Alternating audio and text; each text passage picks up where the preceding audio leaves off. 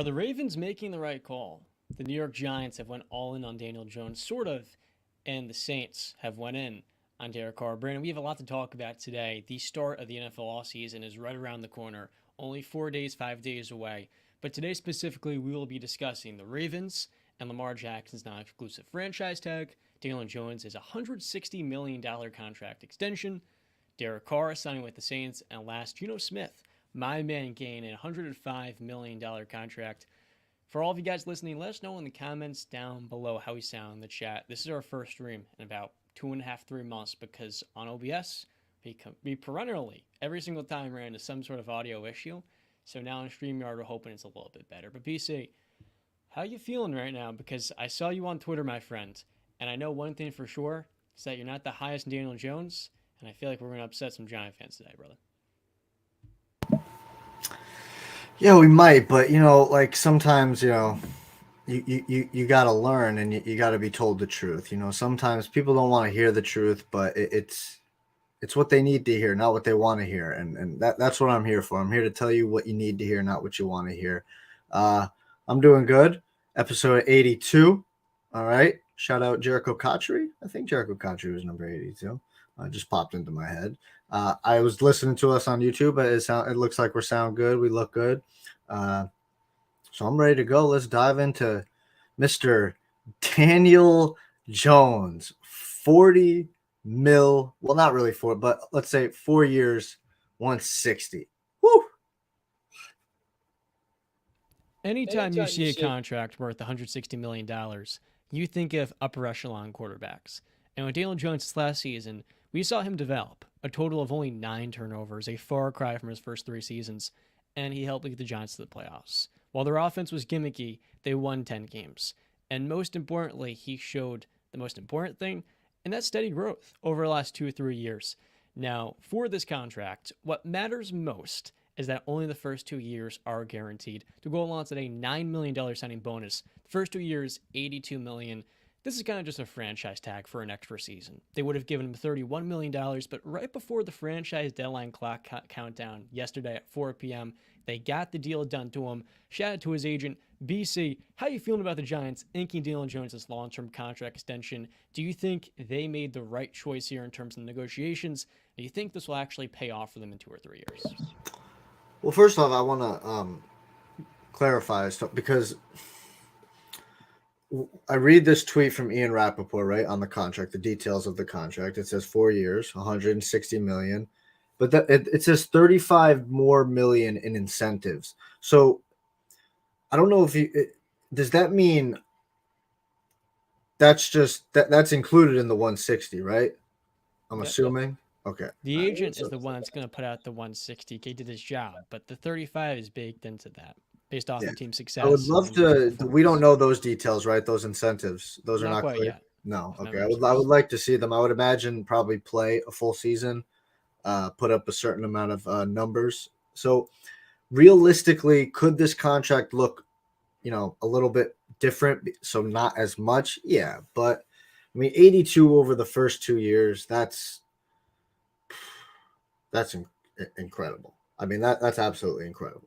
94 million, though, virtually guaranteed at signing is what Ian Rappaport is saying. So, I mean, instantly, when that man already signed his contract, he's already got 94 in the bank, basically. How do I feel about this move? I feel like I've kind of let it be known on Twitter, if you follow me there, how I feel about this move. I feel the Giants got fleeced by Daniel Jones and his agent or representative, whatever you want to call him. I mean, this Daniel Jones is a quarterback that I personally rank as hover of 25th, 26th. He's around 24 to 26th quarterback, ranked quarterback in the league, in my opinion.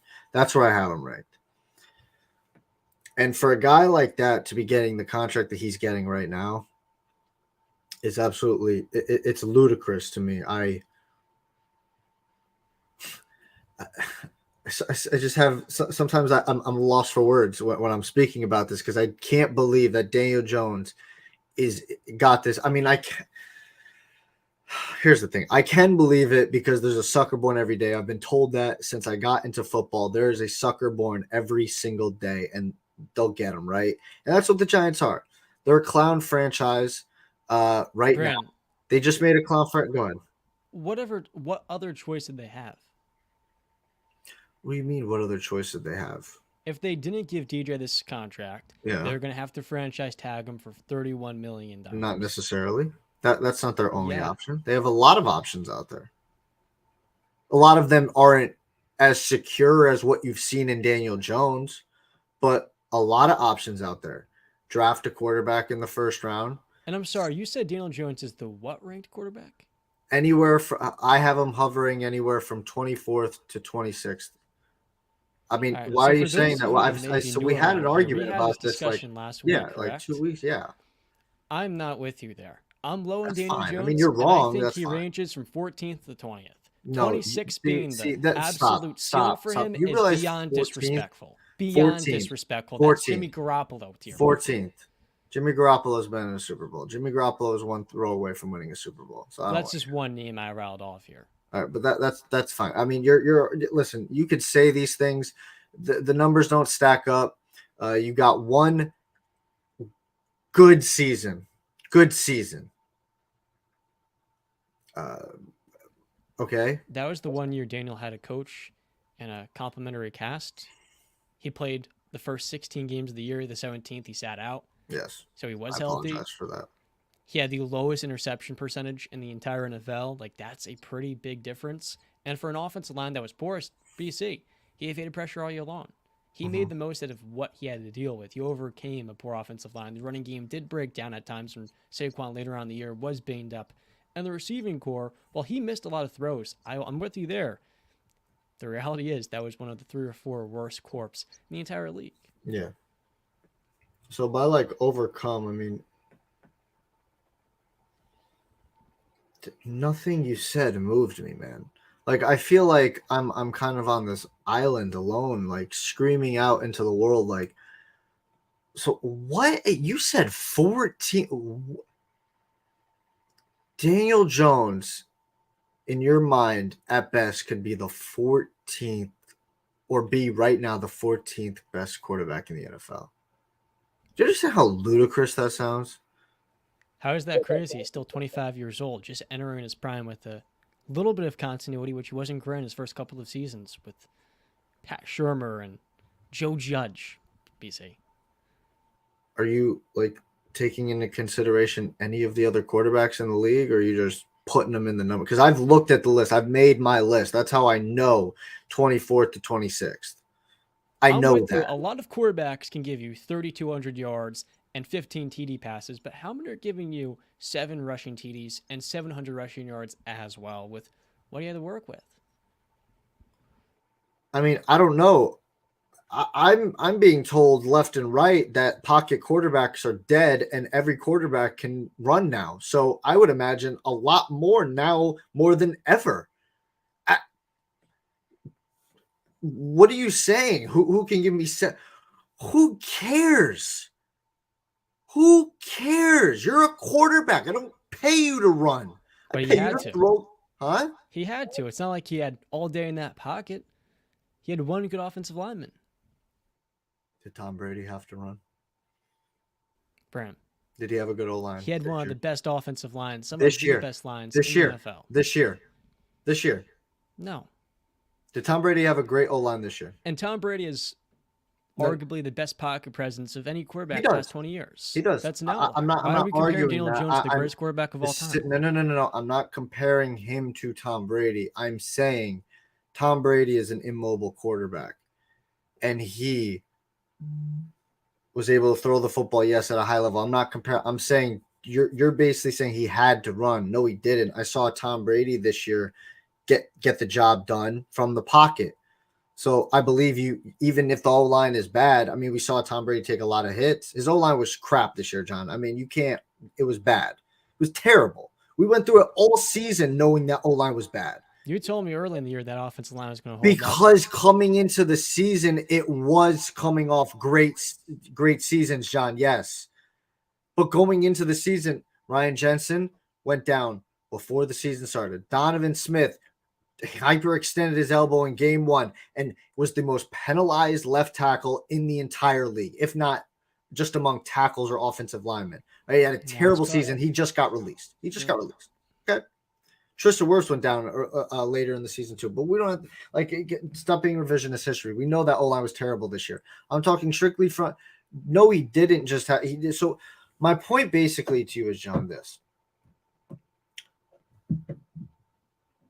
Because you're coming at me saying you have a problem with me and where I rank him. It's disrespect. It's you not have no respect for Daniel Jones. That's what I'm talking about. That's just not the case. Have I ever said have I said that? Where is that information coming from that I have no respect for Daniel Jones?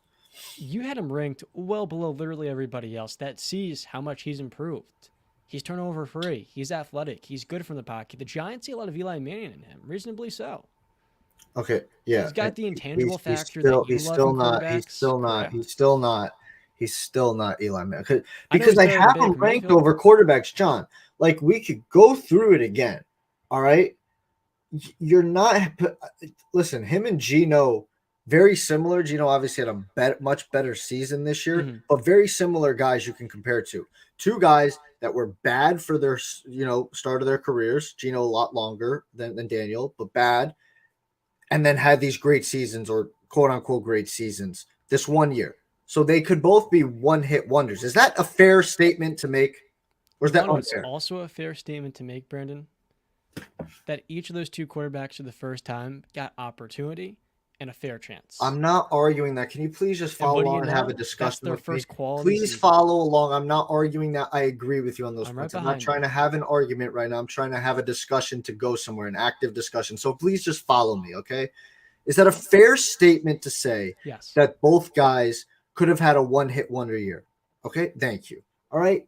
So we could put those guys in the same boat. I have Geno ranked higher because I thought Geno was way more impressive than Daniel Jones this season. He threw the ball much better than Daniel Jones did. Much more command of the pocket, just all that stuff. Daniel Jones is a very sporadic player. We know that about him. Geno was an elite level thrower. I mean, he was making some. I think he lead the league in completion percentage. He did. Yeah. So even still, and he threw beautiful passes. I mean, you could look up the highlights of Geno Smith. They were beautiful spiral passes. They looked incredible. I have him ahead of him. You were a big Tua guy. You were saying Tua could be a top 10 quarterback throughout the season. Is Tua ahead of Daniel Jones? Tua was, but with his concussion issues, I'm going to have Matt. All right, no, because we're gonna play the game where these guys are healthy going into it. Let's not put health into that, because Daniel Jones is an injury prone. He had one season where he played the games, but we can also peer pressuring me here into your. I'm not peer pressuring you. Core values to make me compromise. I'm not, because I agree with the injuries, but I mean we have to look at. All right, fine. Tua had a top 10 even though Daniel Jones, season, but he's not even though you're actually playing the sneaky game, because both guys deal with injuries, but you don't. But Daniel Jones did it for one season, so you want to flip flop. But fine, all right, we'll take two out of there to placate to you, John. Fine, all right. You hate Jameis Winston. You don't want to just turn over Jameis Winston. No. I mean, like in terms of his style of play. I actually don't hate his style of play, but yeah, he's not a top 30 QB to me. Okay, but me saying about Daniel Jones is disrespectful, but all right, but I got you. Kenny Pickett, you said you would take over Daniel Jones, right? I'm taking Kenny Pickett over him, but you kind of compared me being high in Daniel Jones, who's actually made the playoffs and won a playoff game, to Jameis Winston, who's won nothing and has always held his teams back. The 1 year he had Sean Payton. Payton did a phenomenal job with him, and you see once he loses the Hall of Fame coach, he can't even get the starting job. Fair. That's fair. That's a fair statement to make. Like I said, I won't die on the Jameis Winston hill. I stated that last time we talked about that. I hope that's not the hill. I mean, I stated it last time. I'm not going to die. That's a fair statement. I personally just like Jameis a little bit more. Kenny Pickett, we both like Kenny Pickett going in the future. I think we both take KP. Justin Fields, you're much more higher than Justin Fields than I am. Yeah, and I'm also projecting into next year too. Yeah, so obvious. I mean, you taking Justin Fields over? I rank him higher. Yeah. So Fields over Jones. But that's the thing. You know what? Because Jones is a way more refined passer, and Fields has had the same level of injury issues the last 2 years, I'm going with Daniel over Justin Fields for next year. But in Okay. 2 years, I'll go Fields. Okay. Brock Purdy.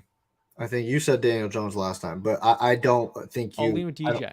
Yeah, I don't think you honestly believe that. I really don't. I'm going to be honest with you. I'm going to look you in the eye, John. I don't think you believe that. I don't. I think you were riding that Brock Purdy hard, not like Justin hard, but you were right there with him. All right, come on, don't be shy now. You were on that Brock Purdy. Relative to you who thought Purdy was going to ruin their season, I was high on him, but I understood that he was just a game manager making some high level plays. That's not how you were talking about him. But I'm going to be honest now because reevaluating the whole thing, because I told you I had to see everything from Brock. So reevaluating and looking back at everything, I like what I saw from Brock Purdy. I like the command. I think I'm starting to buy a little bit more into the Brock Purdy hype about how his teammates are talking about him, how people around the league are talking about him. Kyle Shannon talks about. I like it. So I'm starting to like a little bit more. So that's why I'll take Brock Purdy over Daniel Jones. So I shouldn't you saw like DJ then too? Because he's a great teammate that all of his coaches talk highly of for his intangible factor. Yes, right. You would think that, right? I don't believe that they believe that. I think because again, you can also it's a case by case basis. I think that they can be saying the truth about Brock Purdy, but they also could be just placating just because they have to say the right thing in front of the media, right? Like they're not going to go out there and trash the quarterback with their names on it or any player. Most of the time, if you get a trash statement about a current player, it's an anonymous source, right? Like you don't really get those very often. So obviously they're going to say the right thing. It just goes into, do you believe that personally or don't you believe it personally? Me, I believe it because I also saw it with Brock Purdy on the field. I'm comparing what I saw on the field to with what they said. With Daniel Jones, I'm going also off of what I saw and what they're saying. And I don't think that they're telling the truth. I think they're lying. Okay. Whatever you can say I'm wrong for that, but that's what I believe. So true, John, I could say that, but I look at what Daniel Jones has done. So I went over those quarterbacks. I only gave you a few. Those are the quarterbacks that I have ranked 20th or lower.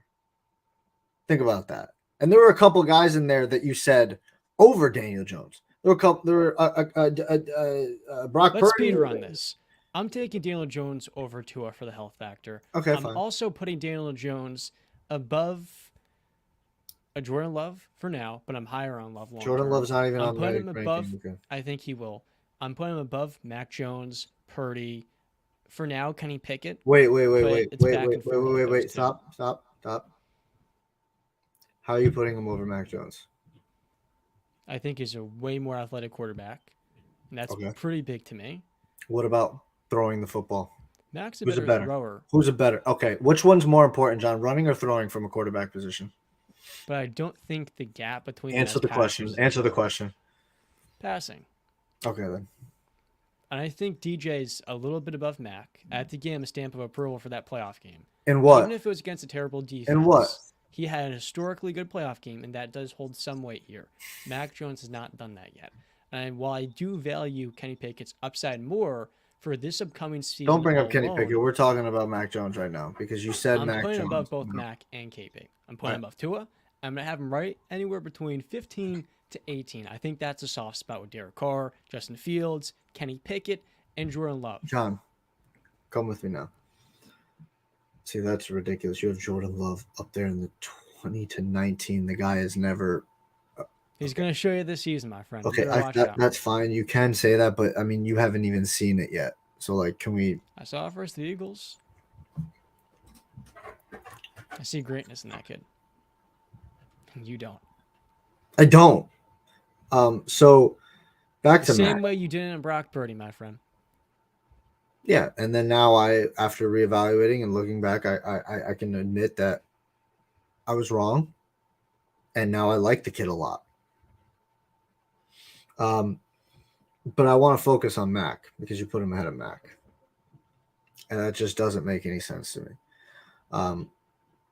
So rookie year Mac, because again, you could make a lot of the same arguments you did for Daniel Jones for Mac Jones. But for some reason, you're not doing that. You're glossing all over that. How long did it take Daniel Jones to get to this point where he is now?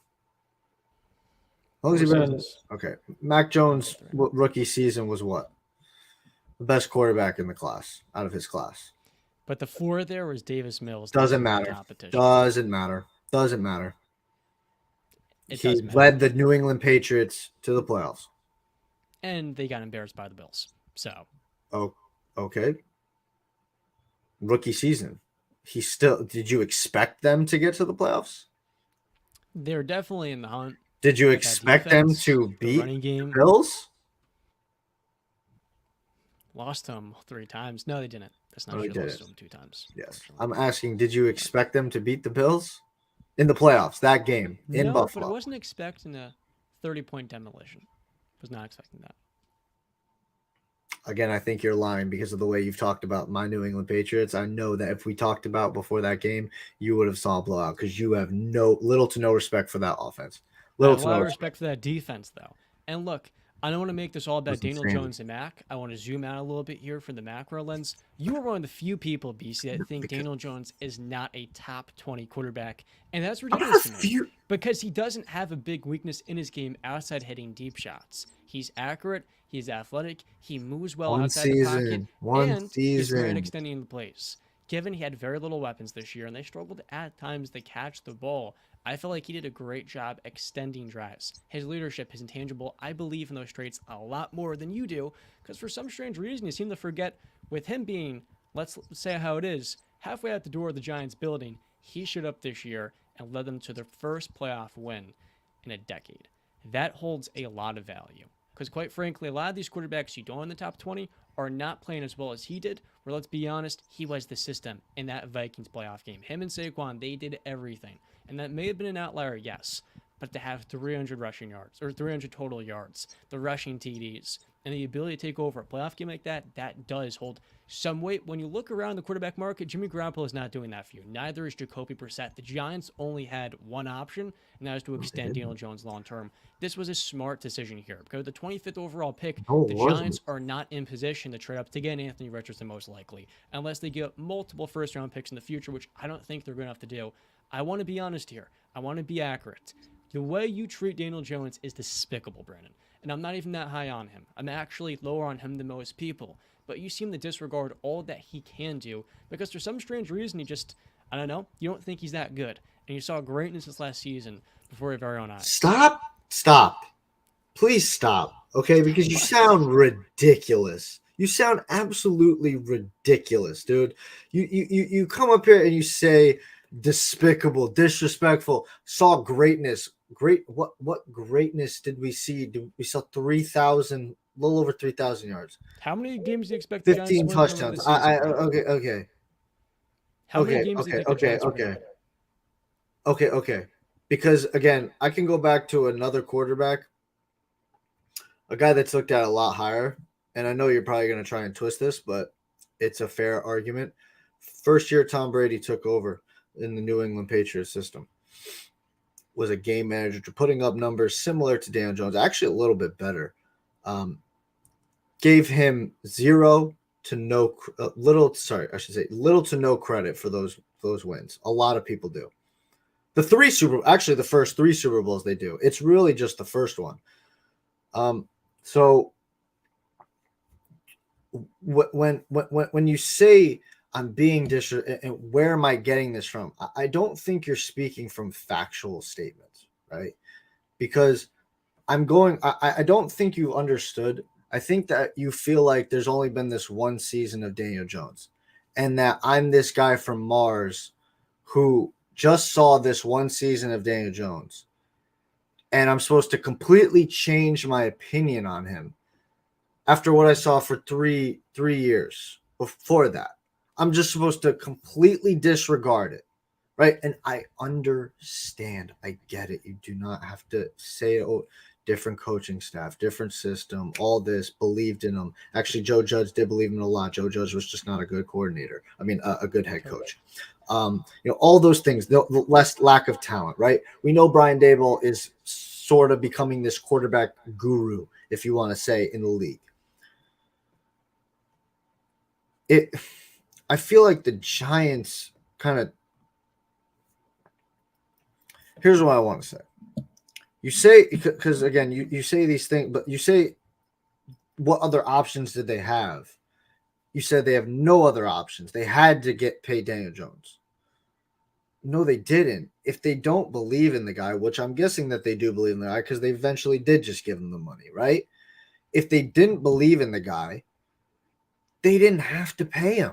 You don't have to pay a quarterback that you don't believe can take you over the top.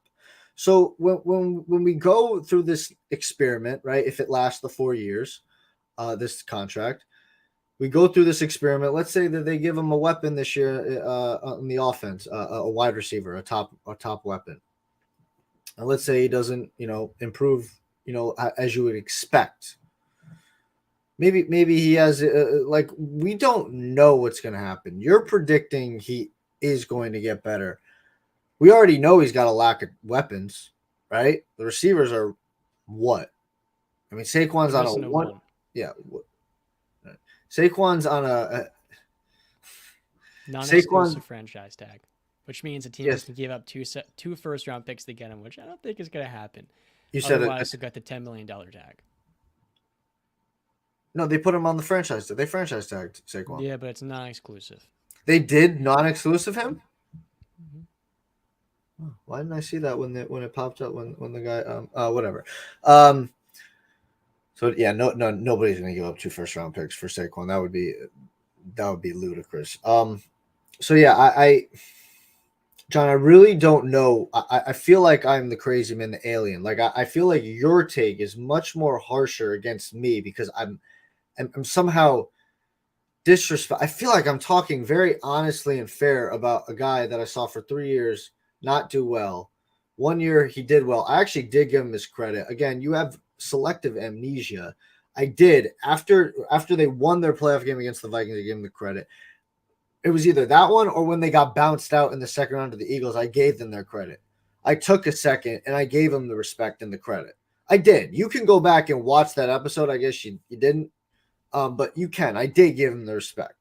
But I also talked very fairly and honestly that I just don't believe in him at the end of the day. You're talking guy could be 14th right now.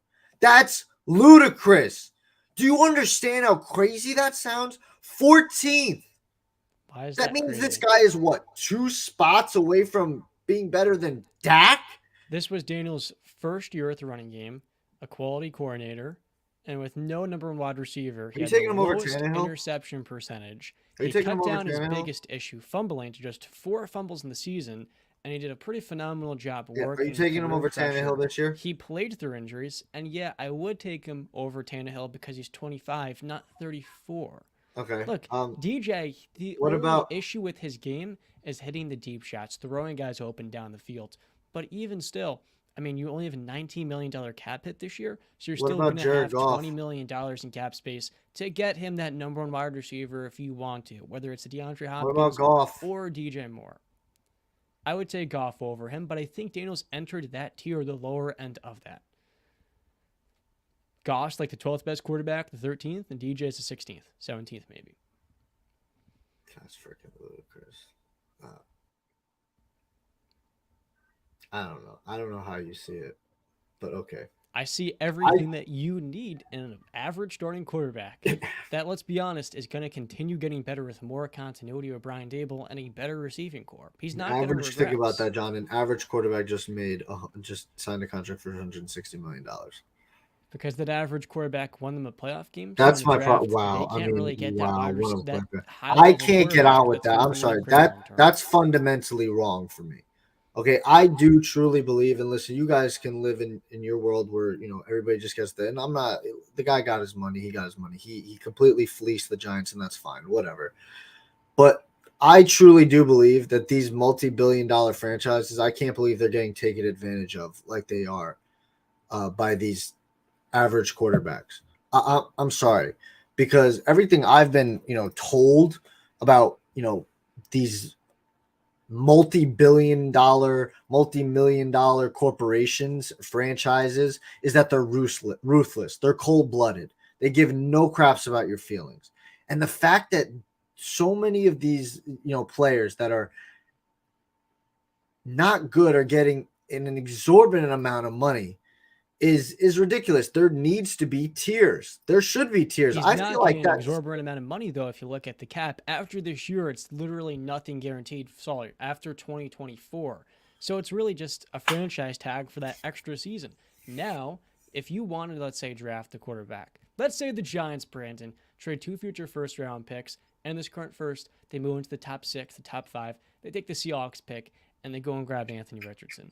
Richardson's not ready day one. So then you can use Daniel Jones on this 2-year deal as the ideal bridge quarterback, and with a $19 million cap hit this year and a $45 million cap hit next year, after that, the dead money's $18 and $9 million. You can cut bait rather freely. It's not like you're tied into this long, lucrative deal with Ryan Tannehill. It's partially guaranteed. So I feel like for Daniel Jones, this made the most sense because likely he wasn't getting more than $90 million guaranteed, but the second part is the Giants are not tying their hands too deep. Sure, you gotta bite a bullet here, right? You wouldn't want to pay him $90 million guaranteed, but it's not the worst case scenario because you still had the flexibility this year to go and get him that wide receiver. So the $160 million, Brand, you're looking at that and saying, okay, I'm lowering Daniel Jones. This is despicable. The reality is, for that billion-dollar corporation, he just generated them a lot of money this last year with a huge playoff win. Now, it went out ugly, 38-3. I'm sorry, Giant fans, had to put up with that, but you can't put that entirely on Daniel. He had no right being in that game in the first place. He did a phenomenal job getting them there. He's an average quarterback that's still developing, and with a quality cast hopefully coming around the way this year and a quality head coach, there's no reason to think he won't just continue to improve as a thrower of the football. Look at Jalen Hurts. Jalen Hurts coming to this last year, Brandon, was not a top 15 quarterback. He was probably somewhere where you have Daniel Jones now, somewhere in the high teens to low 20s. Jalen Hurts gets a top 6, top 7 receiver in A.J. Brown. He gets an even better running game. And with the second year of Shane Steichen and, I'm drawing a blank on Nick Sirianni, what do you know? He has an MVP caliber season, and he goes to the Super Bowl. Now, that development track is a lot like Josh Allen. I don't think TJ's going to take that. But can he take a smaller incremental step, improve a little bit more as a passer? Without a doubt, because with his work ethic, I think there's no reason that he won't just stop right here and fall off a cliff. He's going to continue developing, and honestly, to have a quarterback on a mid-level contract like this, to still have that flexibility for the Giants, you're going to be just fine. You're going to be just fine. No, they're not. They're not going to be just fine. And I'm sorry to burst your bubble, John, but not everybody, makes these jumps. Not everybody is what there are levels to this for a reason. There's levels in every single walk of life. And well, didn't he just hit a level going the second round of the playoffs with Brian Dable? Again, so here's what I just find absolutely fascinating about you, right? When it's good for your argument, you bring up the quarterback, gets the win and gets there. But when I bring it up at quarterbacks, it's a team game. I just find that a little fascinating. It's a little funny. I mean, you kind of for me, it's just like listen, both can't you got to choose which side you're going to be on. Like you can't say the quarterback wins the games and then in another breath say that it's a full on team game when I bring up stuff like that. So I just Sure. But again, there are levels to this. Like I was saying before, I was so rudely interrupted by Jonathan. There are levels. And yeah, sure, Daniel Jones reached another level. There's a lot more levels above him. And I just don't see him getting to that level. And that's okay. I'm not disrespecting Daniel Jones. I am just looking at him fairly and honestly. That's all I'm doing, objectively. I'm not telling a lie out here. I'm telling you what I saw, okay? That's all I can do. I can tell you what I saw, how I felt about it. That's really it. That's all I can do. I'm not going to sit up here and BS you and fake you out and lie to you about this. This is how I feel about Daniel Jones. All right? It is what it is. Not every quarterback can take those jumps. Not every quarterback can be Jalen Hurts. Not every quarterback can get a Devontae Smith and an A.J. Brown with a Dallas Goedert and an elite offensive line, a great running game. You see what I'm talking about? The number one pass rush in the NFL. Sure. And one quarterback that didn't get that elite entourage of supporting talent is Lamar Jackson. Yesterday, the deadline for the franchise tag was 4 p.m., And Lamar was one of the players, the biggest of which, the best free agent this offseason, that got the non-exclusive franchise tag. For the Ravens, I think this is great business. Lamar Jackson is MVP. He's got a 70+% winning percentage, and he is a top 10 quarterback even at his worst. He's carried this team to the playoffs, but there's one thing missing, and that's Lamar's availability.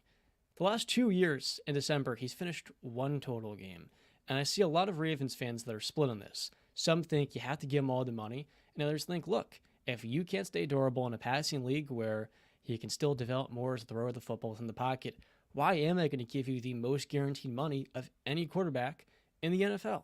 Lamar Jackson also, his mom is partially negotiating on his side, as well as the NFLPA here for this deal. So I feel like when this report came out, Brandon, every team, the Commanders, the Panthers, the Bears, Falcons, Jets, no, they were one of the teams that didn't.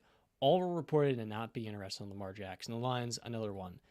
And I thought to myself, for most of those teams, it makes sense. Because number one, outside maybe the Lions, the Panthers, and the Jets, they're not ready to win.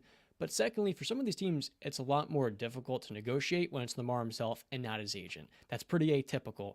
Ultimately, BC, I need to get your spin. You're lower on Daniel Jones getting his money. Do you think the Ravens are making the right decision here? Or should they just give Lamar the full $200+ million guaranteed, akin to what the Browns gave Deshaun Watson an offseason ago? No.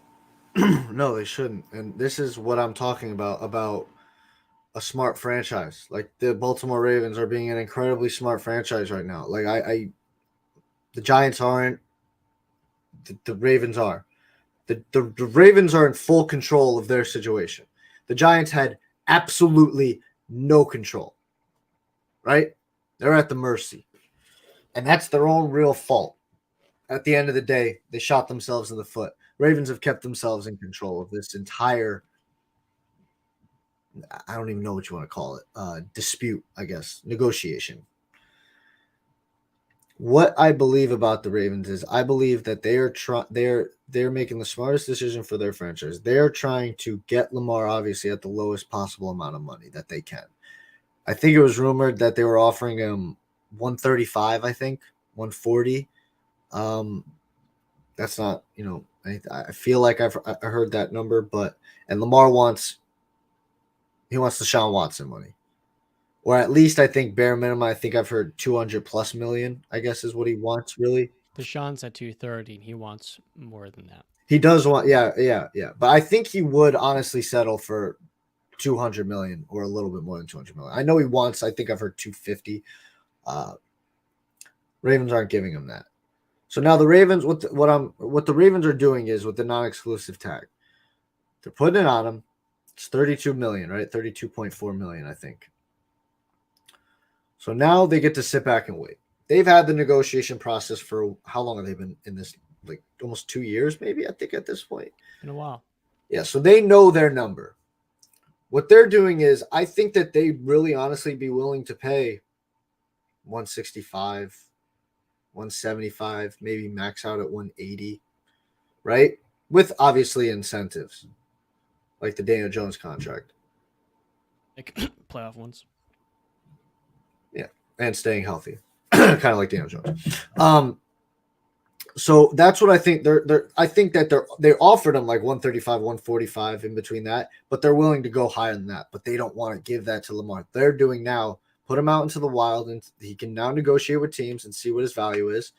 And if a team, I feel like if the Ravens are like, if a team is a sucker enough, and I know that's a weird state, a sucker in Lamar, but if they're sucker enough to give Lamar a 5 or 6 year contract for $250+ million, majority guaranteed, I think the Ravens will say, fair game, all good to you. We'll take the 2 first-round picks, right? I think the Ravens will be like, you know what?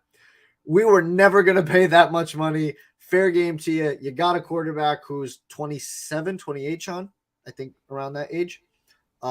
Had an injury history, 26, injury prone, and we know that style of play does not lead to a long career.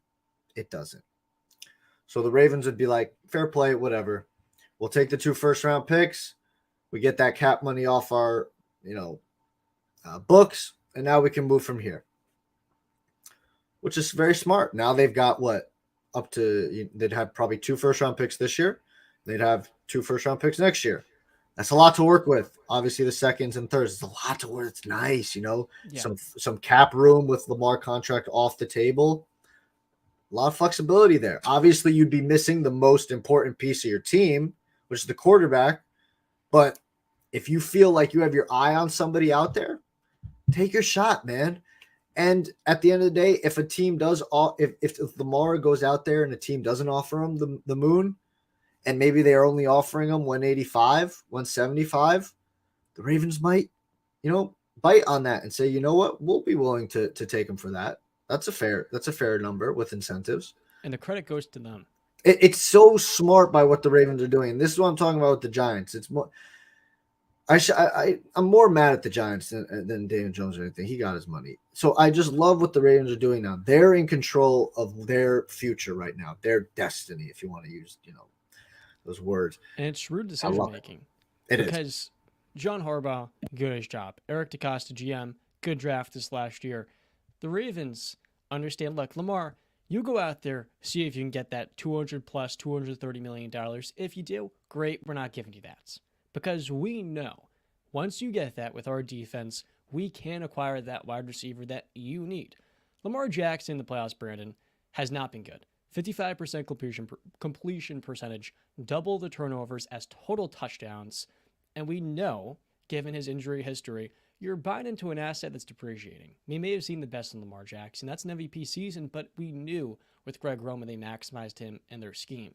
He may regress in the next couple of years, as you would expect with a slighter frame, rushing-style quarterback that relies on that athleticism to then allow him to open up the passing windows, the passing lanes. And I feel like for Baltimore, the cutoff point here is $160 million. I'll guarantee 2 years, Lamar. I'll maybe even guarantee a third if I'm really that confident. I wouldn't personally. But once we get to the 4th year, I'm not guaranteeing that. At 30 years old, we know Lamar's probably not going to be this athletic. And while he's been a great player in the past, good riddance, thank you. I shouldn't even say good riddance. Thank you for all you've done for us. You brought us to the playoffs, but you had 1 playoff win in 5 years on a rookie contract. And I have a hard time in this AFC, given how much better teams you're getting, particularly at the quarterback spot, seeing you win more than that, making opposed to a couple $1 million a year, 50 plus. And I think by Baltimore standards, this is the type of move that you understand who you are. You have an elite defense, and last year Lamar cost you in the playoffs. You nearly beat the Bengals with Tyler Huntley. You should have won that game, and Lamar wasn't there. So if you got in a younger, cheaper quarterback, you take a swing on a new one in the draft, you're put in a position to actually compete with the Patrick Mahomes. Because unless you have a quality rookie quarterback making a couple $1 million a year, you're going to have a pretty tough time being Kansas City. That's like the standard right now, right? And I don't think the way to get out this AFC is paying Lamar all the money he wants. Because in my eyes, that will never lead to a championship. It simply, in my eyes, is going to leave you as the same team you've been the last 5 years. Not quite good enough to get over them. So, John, here's what I want to ask you, right? Because I feel like we're kind of on the same page with Lamar. Do you see kind of my argument with the Daniel Jones now that you've talked about Lamar? Where I'm kind of, maybe it's unfair of me, but I'm looking into the future of my end goal. I'm looking at it simply as an exec, like I'm a front office executive, right? This is how I look at these situations. My end goal is I want to win a championship. And I feel like that's every executive. We want to win a championship. So that's what we're looking at. So you talk about Lamar, and we don't believe that he can win a championship, or that you would have to surround me personally. You'd have to surround him with everything like they did with Jalen. And that's just not plausible with the money that he wants now because he's not a rookie deal, right? We agree on that. So that's where I'm at with Daniel Jones. I truly just don't believe that he's a guy who can, win you a championship. Maybe he can be a Trent Dilfer type, but then again, that would play more into my. The difference, Brandon, is that, look, if Daniel Jones got 4 years, 160 fully guaranteed, I would be with you. That would be a terrible contract. No. But I'm talking in terms of do you believe if let's say they get D-Hop, the Giants, right? Let's just say hypothetically they get D-Hop. Do you believe that they can compete for a championship in the next 2 years. I'll give 2 years. I think they can win a playoff game again. Super. I'm And talking about then.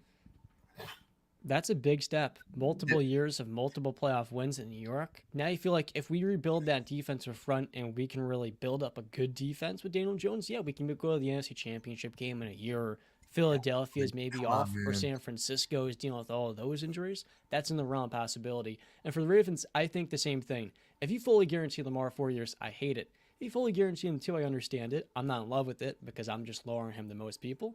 But I understand that's a smart move to make given all that he's brought and all that he'll continue to bring given his success and how important he's been to this offense in years past. But you see how I'm not throwing out the word disrespectful when you talk about Lamar? Because I don't think that you're disrespecting him. I just think that you're just talking fair and honestly with him. And the other difference here, though, is the Giants are so far away, Brandon, from winning because the roster has so many different issues. So I'm not going to get too upset or blown out of proportion with DJ because you still have a good amount of cap space. With the Ravens, your margin for error is a lot more slim given how many years we are into this contention window, so to speak. Contention window. Yeah. Right? A lot of time has passed in Baltimore, so the clock in some ways, you don't have this runway that the Giants have to make more mistakes and give more money. You need to be a lot more conservative with your approach. Whereas the Giants say, look, you can overpay Daniel Jones a little bit if he's going to give you the best possible chance to win a playoff game next year. I'm not going to get mad at that. I don't think the Giants have that luxury. I just simply because if you look at their offense, their best offensive weapon is what? A running back, Saquon Barkley. Mm-hmm. How old is Saquon now? 27. Same age as DJ. Yeah. How old is that? What is that? 25? 20? Not 25. He's not 25. 26. Okay. But we know once running backs that he's already dealt with it. We I don't know. Just to me, that's what I'm looking at. End goal, I'm looking at, can this guy help me win a championship? And I just believe that I can go out there and get a guy that's better than Daniel Jones to help me win a championship. I truly do believe that. And maybe that's just where I'm coming from and why I'm getting so angry about it. But that's just where I come from. I believe that there are guys out there that can do exactly what Daniel Jones did. And there are a good amount of players out there that I believe can do much better than what Daniel Jones did, especially if I surround so you're saying I want to surround the talent with Daniel Jones because I want to see what he's got. I don't got time. I don't need to see that. I got guys out there that I can see clearly that can do stuff if I surround them. So why would I waste my time with this guy that I don't believe when I could go get a guy that I do believe in? That's just where I come from, I guess. I think you're a lot lower on DJ than the Giants, and we'll see this next upcoming season when he proves you wrong. Shifting gears to New Orleans Saints. So I feel like the New Orleans Saints have entered the Indianapolis Colts tier of teams where your window of contention passed. The moment Sean Payton stepped down, the same way when Andrew Luck retired. And the Saints the last couple of years have continued to rebuild this team and try to be competitive. Mickey Loomis every single year does a pretty great job at kind of making shrewd decisions so that they can maximize their window on their current roster. So the Saints sign Derek Carr, Brandon, to an $150 million contract over 4 years. And I'm looking now to see the exact guarantees. My apologies. I feel like the Saints are headed right down to the middle of the NFL. You're going to win the NFC South, right? You're going to be a 9 to 11 win team as the ceiling. But with Michael Thomas's injuries, he's not going to be the same player for again, we can assume. Alvin Kamara is probably going to be suspended this upcoming season. He's already taken a pretty steep step back the last 2 years. Where are the Saints going with Derek Carr? What is their ceiling brand with DC and under center? Well, yeah, I mean, right now, currently stands, they are the favorites in the NFC South, right? I mean, we'll see what Tampa does with their quarterback situation. But I think that we can look at that division and say, none of those teams are contending. Like, that's the worst division in the NFL. I'm going to be honest, by far. And it's just, yeah. So by default, you get Derek Carr. But by default have the best quarterback in that division, and now you're arguably the best team in that division with the quarterback. But I don't see much. I mean, Dennis Allen is what Dennis Allen's going to be as a head coach. He's not a good head coach.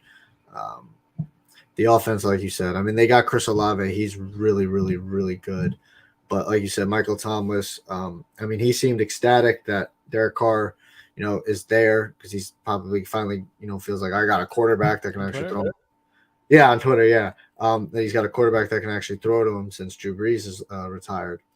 Alvin Kamara, like you said, he's dealing with some off the field stuff, and his name was linked into trades all season, so he could be out of there. I don't see much for the New Orleans Saints. I really don't. I see But this defense regressing too, Brandon. depends. I don't know if Tyrann Mathieu is under contract with them still yet. If he leaves, definitely they're not gonna be as good. To be honest with you, I think Tyron is one of the prime examples of a player where name value is better than the production. One of their best defenders who was injured this last year, Marcus Davenport, former first round pick, he was great for them in 2021, is a UFA. And it seems like now that you've tied yourself to Carr, $100 million guaranteed, they don't have the cap space to retain one of their best defenders in Davenport at defensive end. And overall, the offensive line still has more work to do. I don't think this team is any better than that Raiders team last year where Josh Jacobs was the best running back in the league. Devontae Adams was still a 1,500-yard receiver. And you had Hunter Renfrow and Darren Waller for half the season. I look at Derek Carr's decision to sign with the Saints, and what it ultimately comes down to, Brandon, is a franchise that's not willing to dip their toes into a young rookie quarterback to build around. The Saints are a team that haven't had any success drafting quarterbacks. We saw that the last couple of years where they took a Sean Jameis Winston trying to recalibrate his career and it didn't work. So now you look at a team that is accepting we're going to be pretty good with Derek Carr, a 10-win team, but the ceiling is very much capped. The one playoff game he's played in, he played poorly, 55% completion percentage, season's on the line, third, fourth down, he's throwing short of the sticks. Derek Carr is a good regular season quarterback, and I'm happy for him here. He gets to work with Olave, but this to me is a lateral move for both of these two sides. Carr didn't want to sign in Carolina because, one, I don't think they're willing to pay him as much, but two, because Carolina with the higher draft pick was probably going to take a young quarterback to usurp him. Whereas with the Saints, we know pretty clearly because they don't have the cap, or number one, they don't have the cap space. Number two, they surely don't have the draft pick, 30th overall this year from getting Sean Payton to, he was hired by the Broncos. And then lastly, I mean, this is a franchise that is not taking those big time swings. And that's my issue here. If you're not going to have any championship equity, why go all in on Carr? I don't understand that.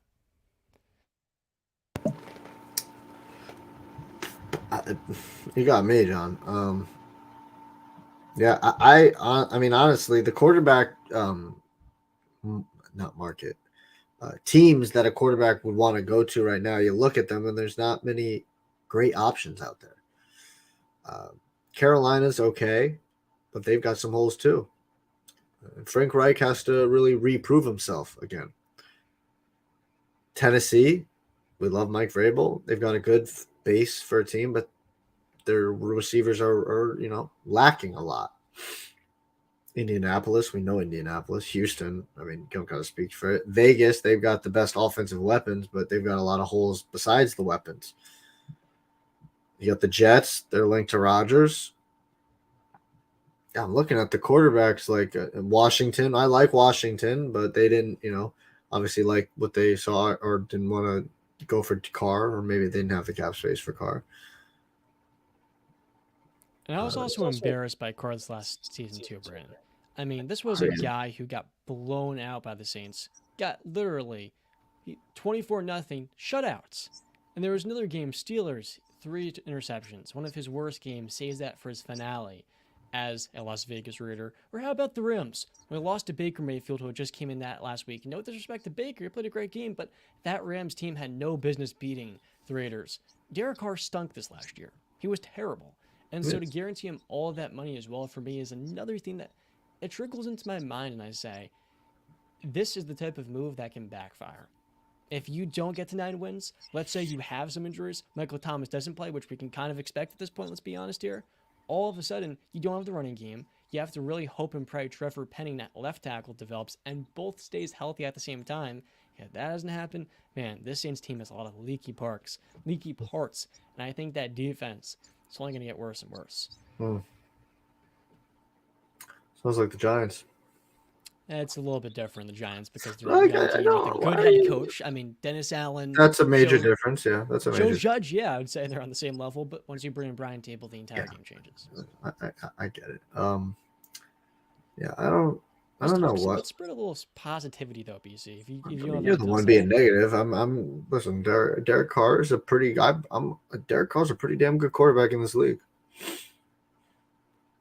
I think that's a fair statement to make. Up until his last year. I mean, you can have a down season and still be a pretty damn good quarterback. Just things didn't go good. I mean, look at freaking Daniel Jones' first 3 seasons, John. Again, you tend to forget that every time. Every time. You Different. tend to forget it. We know who Derek Carr is. We're We still probably learning know that who Daniel dude. Jones is. One quarterback that is a wild card is Geno Smith, who got a 3-year, $75 million contract, 45 guaranteed, 30 more million packed in incentives. Out of all the quarterback extensions we saw, Jones, Derek Carr, and Geno, I thought this was by far the smartest move. For the Seahawks, you're getting yourself what was a top 12, top 10 quarterback this last season. He regressed later on in the year, had more interceptions, more turnover-worthy plays, but the arm talent that Geno displayed throughout the entire season, the accuracy, the decision-making, but maybe most importantly, the leadership. I mean, the guy was sitting on the bench on the pine for 6 years. He comes off hot, and in 2021, he showed, look, 3 games, he played well. He took care of the football. This last year is just a testament to how much sitting behind Hall of Fame quarterbacks does for a player, because he sat behind 3 different Hall of Fame quarterbacks. And with Pete Carroll, I look at this offense, Brennan, with the 5th overall pick by the Broncos. I think the Seahawks are in prime position to take a quarterback like Anthony Richardson, who can't play in year one because you have Geno Smith. He's 32 years old. He's already played at a high level, and you're pretty confident that he can continue to play at that level next year. More continuity in the system, more reps. Anthony Richardson sits behind him for a year and a half. What better mentor? What better way to find that new franchise quarterback with more youth? Let me ask you a question. You said you would take in this season. You would take Geno over Daniel Jones, right? Yes. Would you take Carr over both of those guys? I think there's a lot more upside with Geno to this last year. I'd take Geno over Carr. I like him more as a quarterback, though. Maybe I'm a little bit biased here. But Carr over Daniel Jones. God bless you. I would say Carr over DJ for now. Okay. Now let's say all things are equal.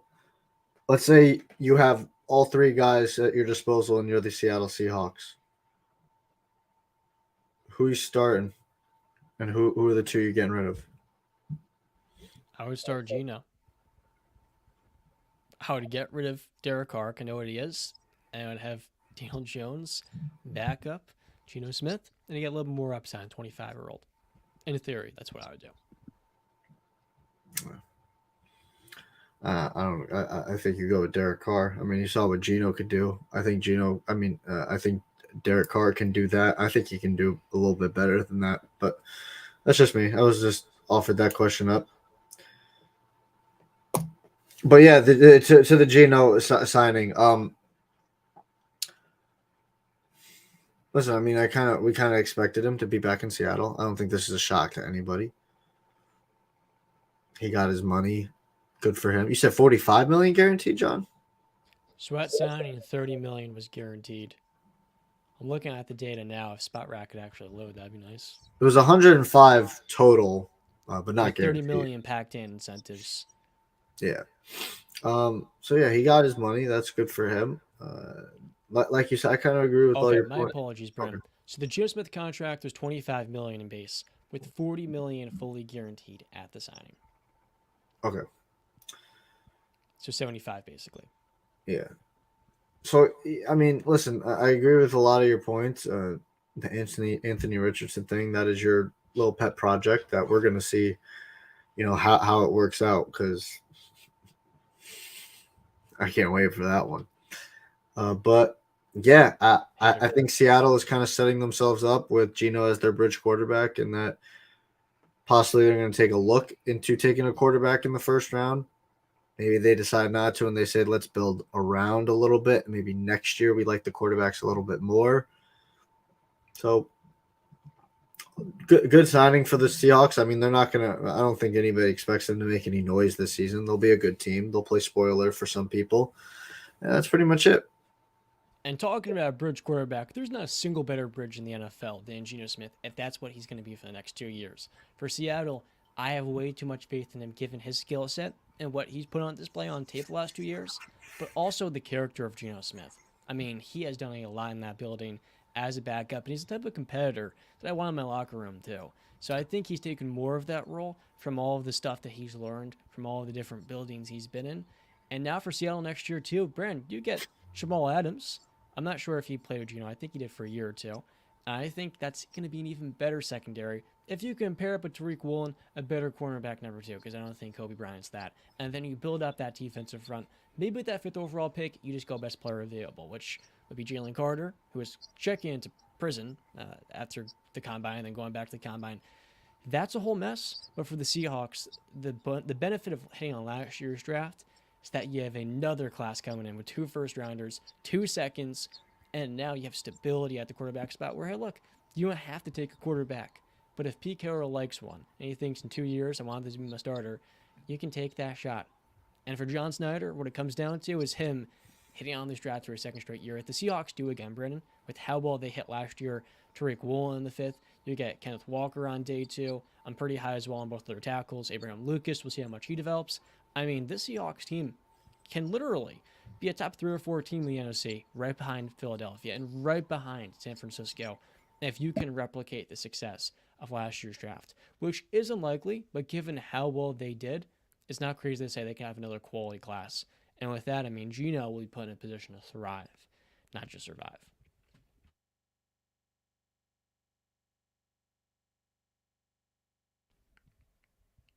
Dead air. Oh, sorry. I said, did you? I was muted. You think this year that they can be a top 3 team? They're going to need things to go their way, right? Well, I Because mean, obviously, with all those things that you said, I'm just talking this year. You believe that if everything goes right, like you said? so no team from the NFC South is going to be in that top 3. You get that out No. the way. And among teams in the NFC East, I only think it'd be Philadelphia. I look at Dallas as that third, which can be passed up, Hmm. given what their offense may or may not look like. So the Giants are going to be the. So it'd be the Cowboys, and then the NFC North, the Lions might be that 4th team. I think the Seahawks can pass up the Lions, and then they can pass up the Cowboys as well if they can get more internal development. What about your They're already boy building up Jordan that Love? offensive line. What about your boy Jordan Love?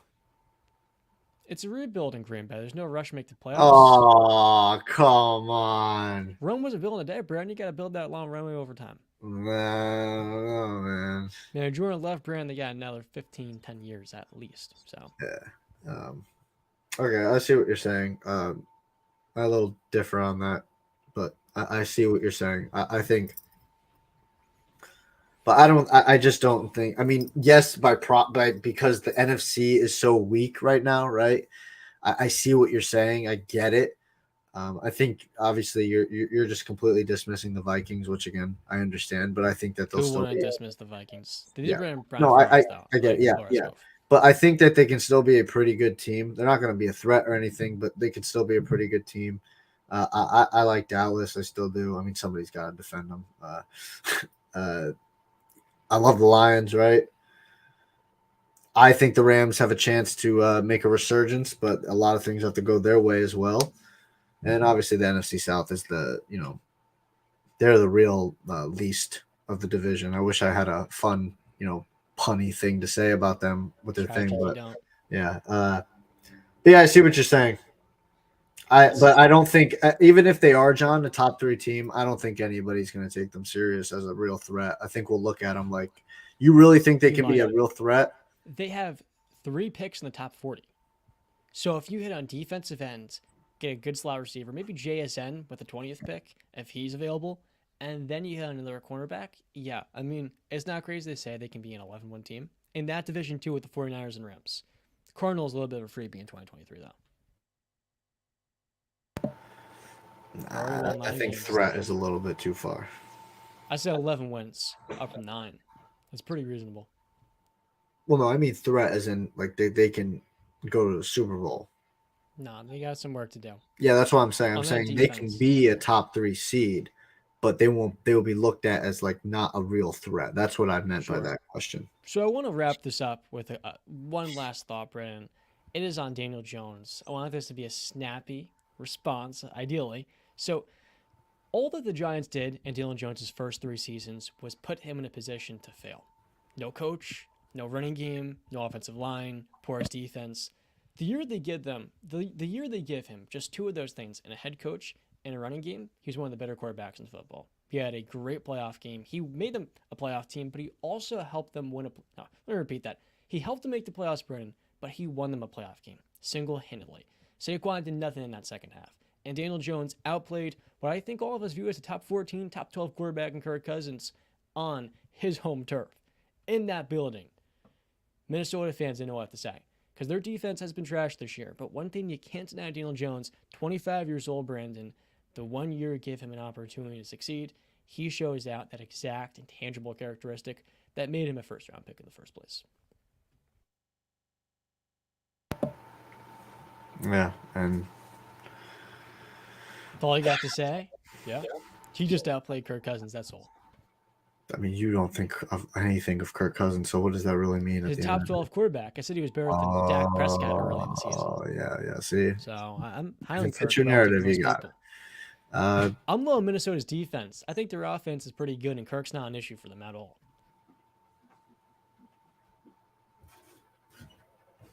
I don't believe you. I don't believe you, John. I didn't know they were one of the worst offenses in football this last year. If memory serves, they were one of the best. Who, the Vikings? Kirk Cousins led the NFL in 4 yeah, but that's what I'm saying. But like every time, Opening come drives. on, man. Like you're not gonna sit here and act like we didn't like you didn't call Kirk Cousins a fraudulent quarterback. I mean, Kirk Cousins is not a fraudulent quarterback. Yeah, he's pretty fraudulent. Kirk Cousins might be the most disrespected quarterback the last 8 years. Oh my God. He played great in that playoff game. He has never been the Vikings' issue. This last year, they had a bottom 5 defense, a terrible coach in that side of the ball, and they had no other weapon outside Jettis and TJ Hawkinson. No wide receiver number 2 that you could rely on. And the running game was solid, but I felt like they didn't go to Dalvin Cook quite enough. So Kirk Cousins was what? The 4th of the Vikings' biggest issues? Could I put the offensive line ahead of him as well? I thought you loved Kevin The O'Connell. interior offensive line wasn't perfect. I thought you liked Kevin O'Connell. I didn't mention Kevin O'Connell one time. I said their defense was poorly coached. Oh, okay, I got what you're saying. My bad. Yeah, and Dan, I mean, listen, Daniel Jones, you got your bag. My problem is more with the Giants. Just making smart listen, decisions. You know what? Fine. Listen, the contract. You make good points. The contract is a good deal. Whatever. Brad's coming back to it was a good deal. Not really. No, because I still believe Daniel Jones is like the 24th best quarterback in the NFL. I'm just saying, okay, fine. The the 45 million next year is going to be absolutely ludicrous. Love for you to try and explain that one away. But that's a franchise tag. They're not with the listen. My thing is kind of with the Knicks. It's kind of let me compare it with the Knicks, right? They got a good base, a good base of a fundamental team they're building, right? I don't see their future being too bright. It's better than Miami's. It's better than the Heat's. And honestly, Brandon, I mean, like, but why are you? You're not even. What are you taking a shot at? You like to take these shots in New York sports. I don't understand why. I don't. I'm being completely. Dude, it could be freaking Tallahassee. I don't give a crap. You act like the Knicks, real quick. I know this has been a football EP. You act like the Knicks can't get a franchise player as if in 1 year Jalen Brunson is now an unrestricted free agent. If Jalen wins a championship with the Celtics and he then wants to become number 1, the Knicks have the cap space and they already have Jalen Brunson.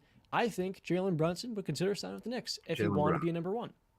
I said Jalen Brown. I said Jalen Brunson. Yeah. I think Jalen Brown would be the ideal candidate for the Knicks to go out and sign because it's the one thing that they're missing. And if you put together Brunson, Jalen Brown, and Julius Randle, that to me as a low-end contender. Low-end, right? But that's a team that can go to the conference finals because of how good Brown has shown he can be, especially playing off a player like Brett. So I think that'd be an amazing fit. All right, I'm going to speak in plain English for you, and hopefully you can listen to the words that are about to come out of my mouth. I am not sitting here hating on the New York teams. They can be from Tallahassee. They can be from Timbuktu. They can be from I don't give a crap where. All right. I'm telling you what I see and what I feel. That's all I can do for the second time. Wish Justin were here. Now they're in New York. Okay, they're in New York. But again, Justin wouldn't be able to argue because I'm telling you, I'm not lying unless you think I'm lying to you. That I'm being. What are you telling me? I'm telling you, I'm not. You think I'm hating on New York teams just to hate on New York teams or whatever. I'm telling you, I'm not.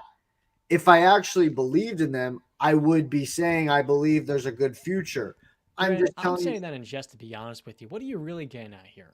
What's your ultimate takeaway with the Giants, Brandon? What is the?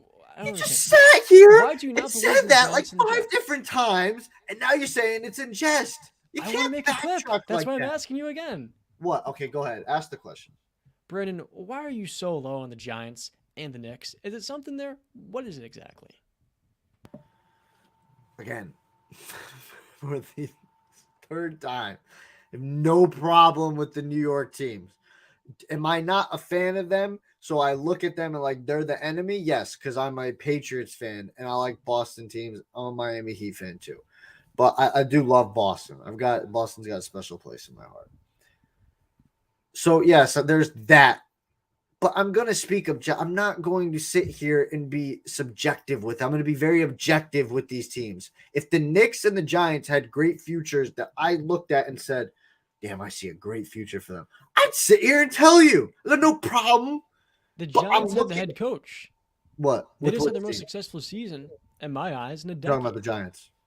I said the Giants. Yeah. No, I was talking over you when you said the name. Yeah, me thinking I said the Jets. Okay, good. No, you said the Giants. Yes, but John, have I ever said anything negative about Brian Daboll? Have I ever? But isn't head coach half the game, Bren? Like, it's a very important position. But you know what else is? Quarterback. It's just as important, if not more important. We saw that with Belichick and Brady, did we not? So again, I'm not. If let's just say Dak Prescott was in a Giants uniform. All right. I like that. I'm high on Dak. So I would be. Case TJ was better than Dak this last year.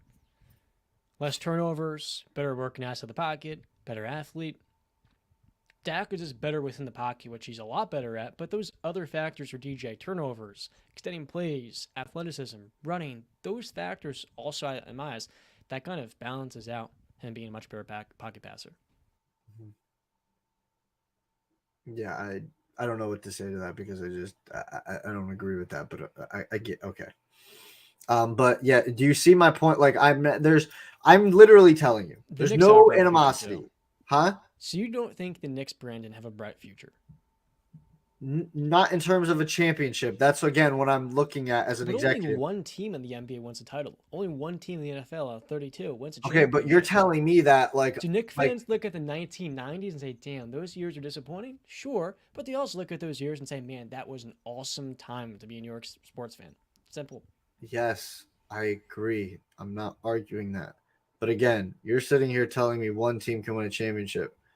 Does not every team go into every season thinking they can win a championship? Yeah. But we all know that they can't. Okay? So I'm telling you that I don't believe the Knicks, in terms of a championship contender, I don't believe they can win a championship. That's how I grade it. You want to say, one team you win, that's fine. I understand. Like, you act like I don't know that information. Like, this is some surprise to me. Oh, one team can win a championship? Yes, but I'm comparing them to every other team in the NBA or in the NFL if we're talking the Giants. Stuff changes pretty quickly. It does change, doesn't it? If I were to tell you in 2016, by the year 2023, the Chiefs would have 2 Super Bowls, you would have looked at me like, what quarterback? Alex Smith's not good enough to take him there. If I told you in 2017, right, Did 3 years before the Bengals drafted Joe Burrow at the first overall pick, you know what they're going to do in 3 years? They're going to go to a Super Bowl. They're going to win the AFC North, and then they're going to do the exact same thing the next year and actually be one play away from the Super Bowl in back-to-back seasons. You would have said, with Andy Dalton, what? Stuff changes pretty quickly in 2 or 3 years. Yeah, Think about John, the I, NFL I and the understand NBA. that. I'm the one who's been making that argument about Patrick Mahomes for the last year with you. Okay, I've been saying that exact argument to you. So, I mean, congratulations. You're using my arguments very well. I give you a round of applause. You're learning from the best, my friend. But that doesn't make any sense to me because I'm looking at the horizon right now of the Knicks. What they're missing is a number one, a superstar. So I'm looking at the horizon of the said. You brought up Jaylen Brown. That's a nice point. Let's cut the. He's not leaving Boston, and if he does leave Boston, he's not going to New York. Okay, he's not. So that's a pipe dream you can have. I know New York Knicks fans would be like, "Oh, we're getting Jaylen Brown," and I know Miami fans will be the same way because I'll be like, "Oh, we're getting Jaylen Brown." Pipe What dream. cap space? I don't think that he's leaving Boston. I don't think he's leaving.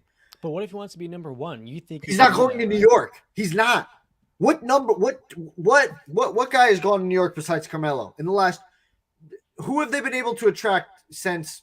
Name me the time besides Melo, please. Julius Randle and Jalen Brunson. No, stop it! Oh my God, that's 2 All-Stars. Julius Randle and now, Brandon, respect do you have for All-Stars? The Knicks how much, John? But that's no, my issue. That, the Knicks are actually well run for the first time in 20 plus years. No, stop. They have a good front office that makes pretty solid draft decisions. Mostly, stop because you just lied again. That's getting better and better. You stay asleep. I stay honest. You literally just Emmanuel Quickly is a great 6-man. Jalen Brunson is a high-level to elite-level point guard. That's what he's been this last year. Stop trying to talk over people because you know you messed up. When you mess up, you go into a little rant so that I can't get a word in edgewise, and you hope that I forget what you just said. You said All-Stars. You have no respect for the All-Stars. You have no respect for an All-Star nowadays. What are you talking about? They're All-Stars. You know what the hell I meant. You're comparing Julius Randle and Jalen Brunson. You're comparing to Carmelo Anthony. Are you freaking out of your mind? I'm talking to who have they been able to attract? So who was Julius Randle before he got to the New York Knicks? Who? As far as I'm concerned, Brennan, Carmelo Anthony never engineered a top 5 offense. Jalen Brunson has right now. He was in a Western Conference Finals. I'll take that over a top 5 offense in the regular season. Jalen Brunson was in the conference finals, the number 2 off Luka, and this off the number 2 Knicks offense is. So are you really sitting here trying to make an argument that those guys are on Carmelo? You really are trying to sit here and make that argument right now. You realize what argument you're trying to make. I'm acknowledging that Carmelo never led their offense to the current heights that they're at. And I'm looking at the Mavericks offensive rating and saying, what offense this year has been better, the Mavericks with Luka Doncic or the Knicks with Jalen Brunson? And you want to know what I just realized, Brandon? The Knicks this year, Jalen Brunson at the helm, have a higher offensive rating than the Mavericks with Luka Doncic and Kyrie Irving. So clearly, Jalen Brunson is relevant addition. And time out. Jalen Brunson's not just an all-star. He's probably going to be, in my eyes, he's going to make an All-NBA 13. That's how good he has been. Right there, Tyrese Halliburton. John, and all that means jack shit if they get bounced in the first round. All right? So I'm going to once again tell you what I said because you twist the words again because you don't like to answer questions. You politician. You like to say what you want to say and not have any regard to what just was said to you. I said, name me a superstar talent that the Knicks have been able to get to New York besides Carmelo Anthony. Ever. And you said Julius Randle and Jalen Brunson. You can end the show now. You can say. You can end the show now. You said that. You can end the show now. I want people to realize that you literally said that. And you're acting like Knicks didn't sign Earl the Pearl Monroe back in 1972. They actually acquired him. 1972, before both of us were even a thought in our parents' mind. Great. You got anything in the last, 20 years? Jalen Brunson, if you... Yeah, again, you just compared Jalen. Okay. That's an All-NBA player. One time. He's 26 years old, Brent. He's just getting opportunity. If he does it later, I will reevaluate at that point. But right now, we're talking right now. I mean, he's proven himself in the playoffs. He's gotten better every single As a season. number He's a two. Villanova guy. You love them. He's led this Knicks Who said offense to high Villanova? I don't levels. love And he has a Villanova. complete package of a point guard. Like, Jalen Brunson does not have a single hole in his game. You can't point at finishing, playmaking, shooting. Nobody's He's got saying everything you that. look for. He's got the full 9 yards. And you're sitting here acting like he's not going to be an All-NBA player, and he can't be an All-NBA player. I never for years to come. said New that. York well, you said, name me a star that they've signed. Jalen Brunson was a hell of a signing. Superstar. That's the issue. No one wanted to sign with the Knicks, Brandon, because they were poorly run. That's why they chose the No Nets over them. shit. That's why they chose the Nets over them in 2019. So they missed out on Katie and Kyrie. Now you look at New York, and the Knicks have a better future, arguably, because they have 5 first-round picks, a lot of which protected, but most importantly, a point guard in Jalen Brunson who players want to play with. He was great with Luka, and he's showing this year he can lead a playoff team by himself. Julius Randle doesn't have to be in their plans, but even if he is, he'll have a season like he has this year. He's been a reasonable all-star. And I think that is why teams and players, look at the Knicks and say that's a free agent destination. Emmanuel Quickly has been really good. Quentin Grimes is a top 20 shooting guard, and he's still getting better. He's What a great free 30 agent, wing. my guy? And then you Again. talk about Mitchell Robinson, a good rim protector. All of those players are in their mid-20s. Again, I never said that they weren't. Again, you don't listen to what I've said. So They've got the a good narrative base can and change. fundamental This team. narrative that you're Yes, they pushing that can. no one wants to sign What the Knicks, that's star the is on the horizon? Where? I have Where do named you you see multiple. this player? Jalen Brown, that's one. Just He's in free not agency. coming to New York. You think if push comes? Donovan Mitchell wanted to go to New York. You're acting like Donovan Mitchell just signed a how long of a contract with Cleveland? He's got 3 years. Okay, but you think technically that after this year he's got only 2 years. So That's how fast can things change in 2 years? pretty quickly. All right then. So New York can be in the next 2 years. We have no idea, man. I'm making my predict horizon wise. Donovan Mitchell. Okay. That's how many years down the line? 2 years, like you said. That 2 years comes pretty quickly, PC. Jalen Brown, it does. But again, like you said, things can change. And things can change for the worse or the better. All right. So that's what player option. I don't know. Maybe I mean, that's a discussion for another day if Donovan Mitchell is going to leave. You don't want to have it now. You don't want to have the discussion that Donovan want to go to New York and he's got a player option in 2025. He can. Yeah, and they had a chance to get Donovan Mitchell and they didn't. That was probably not a great move, but then again, Emmanuel Quickly has been amazing for them. I mean, yeah, they can I'm not saying right that they the same way they signed Jalen Brunson outright in 2 years. Yeah, I'm not saying it was a bad move. I'm just saying they had a chance to get him and they didn't get him. It was really over RJ Barrett that they didn't want to include into the trade and kind of blowing up their whole team. But again, so they're learning from their past mistakes because when they acquired Melo, they gave up way too much and they didn't have a complete roster. Now they're saving those assets and understanding, like, look, we'll build through free agency and the draft. Yes, again, I'm saying that they're making good moves, that they've got the base fundamental team that's really good. I'm looking at the stars of the future. Who is that guy? Who is it? You give me Donovan Mitchell and Jalen Brown. Jalen Brown's not coming to New York. We know that. Donovan Mitchell, okay, he's got a pretty good shot to come to New York. That's 2 years down the line. Jimmy Butler? Where's Jimmy going? Jimmy's on a contract for how many years? Via trade. Get the Heat out of cap hell. He's trading. Take them out of purgatory. And what are we like? No. What? What? See the things you have to scrape up and try and grab to create this thing that they can get us. What are you talking about, man? A young team, and the Heat are an older team with cap issues, and they're in purgatory. Okay. Pat Riley has not hit it out the park recently in some of these contracts. So I think Jimmy Butler's another player. He's 33. He could be on the move as well. Happening. That's not feasible. You got your insiders? We'll see. No, it's not insiders. It's just, why would they get rid of Jimmy? Why would Jimmy want to leave? Going anywhere with Butler? They get a couple of first-round picks, and they'll maybe improve their cap flexibility. It's not crazy. Okay, you get the first-round picks. Congratulations, you got the Knicks first-round picks. They're going to be a top 3 seed, and you're not going to get that many good of. You're not going to get that good draft position. What'd you accomplish? See, we forget that.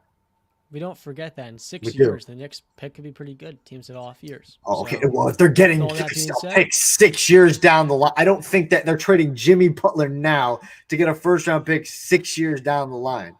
I think the Knicks have picks in the recent future. They I got think the Pistons pick. They've got a Charlotte first rounder for Trent Kai Jones. They have multiple, but those are all lottery protected. Again, see, what are we doing here, man? See how much you have to create to try and get the Knicks this guy. You're just sleeping. With all that being I'm not said, sleeping. I'm being honest. I'm actually looking at factually, unlike a lot of people who want to call a hater, which I'm really disappointed that you just want to call hater instead of like we're actually looking at this objectively. But I guess I'm a hater. I'm a hater for no reason. But even though I can tell what you. are some stars? Donovan, Jalen Brunson. Jalen Brown's not coming. Donovan Mitchell's 2 years down the line. No. We'll sim forward 2 years. We'll see him in next year. You get time. Okay. The guy that you were crapping on, but okay. I think he's the second best shooting guard in the league, so home to a high standard. I might crap on him if he plays poorly, like I should. With all of that being said, I'll wrap up episode number 82 with the Wise Guys podcast. Thank you so much for watching. Staying to the very end. As always, we'll see you next time. I wish I had my flip flop to show John flip flopper. Stay classy, ladies and gentlemen.